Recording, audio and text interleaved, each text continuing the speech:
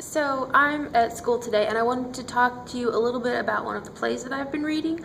I'm going to do a little bit of an overview review and then get into more spoiler related stuff, so I'll tell you when to cut out if you want to wait and read this beforehand. I'm going to be talking about Waiting for Godot by Samuel Beckett. This is a play that was written in 1950 something. 1952. Actually, the English translation was 54, but that doesn't matter. So this play is a really short play about two characters, Vladimir and Estragon, and they're waiting for Godot.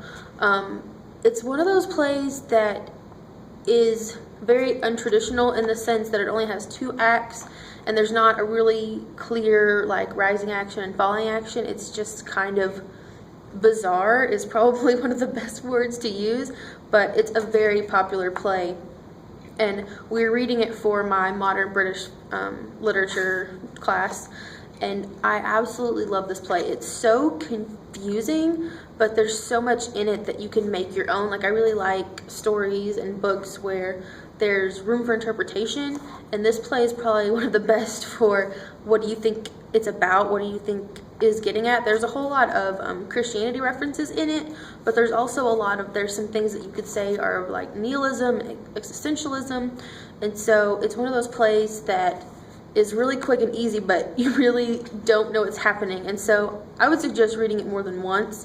And there's also, like, I think on YouTube, I'll try to find it, like a performance where you can watch it along with, and I haven't done that yet, but I know that that could be beneficial. But it's definitely one of those magical, mystical things where there's like stuff's happening, but you don't really know if what you're reading is like truth. You don't know how reliable the characters are.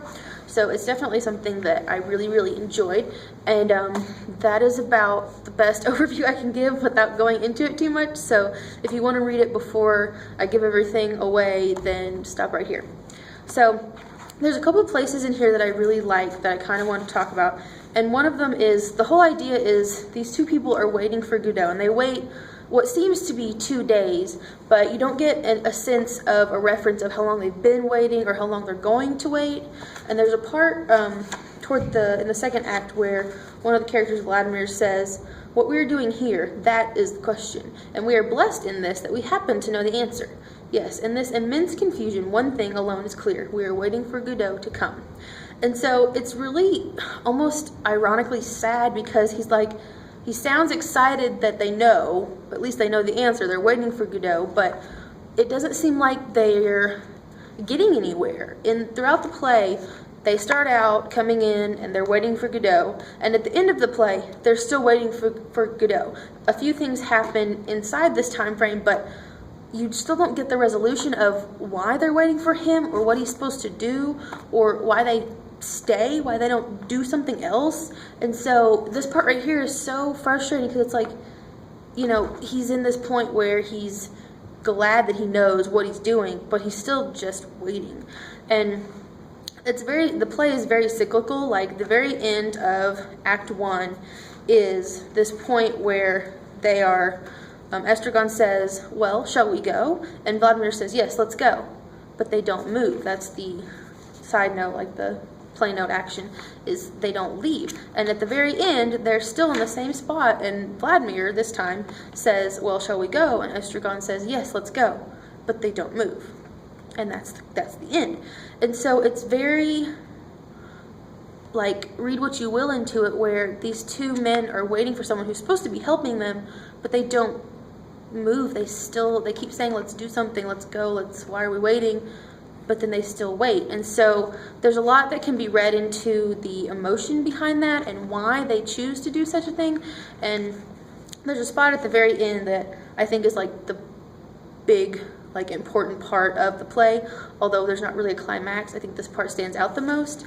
And at one point, Pozo, who's another character that just comes in and out twice, says something very, like, extreme, especially imagery-wise, about life. He says, "They give birth astride of a grave. The light gleams an instant, then it's night once more." Like, life is just it. You were born, you die.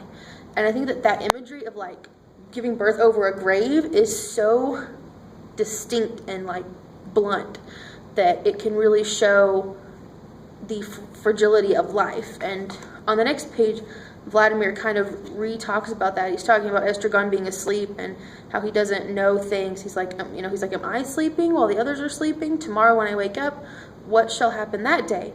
And toward the bottom of this really nice paragraph, he says, at me too, someone is looking. Of me too, someone is saying. He is sleeping. He knows nothing. Let him sleep on. I feel like that's really epitomizes that idea of, are we aware of the fact that life is so fleeting? And when we look at other people, do we want to, especially people who you think don't realize that, do you want to tell them, hey, you really need to take life and, experience it because it's going, or do you let them sleep and let them live in that, the ignorance of not having that over them? And none of these things that I'm saying are to say that I haven't answered any of this. That's kind of the beauty of Samuel Beckett and this play specifically, is it's so open. You can look through it and find a million different things that are funny and quippy and yet really tragic. I mean, he considers it a tragic comedy in 2 acts. I think that that is really, really what it is, because it's so sad that these guys are waiting, but there's so much life in just these 2 days that they're waiting that it's just a really epic play. That beauty and the pain together is just like really sharp. And so I really, really enjoyed this. I'm not big on star ratings because I'm really picky, but I would probably give it a 4 or a 4.5 out of 5.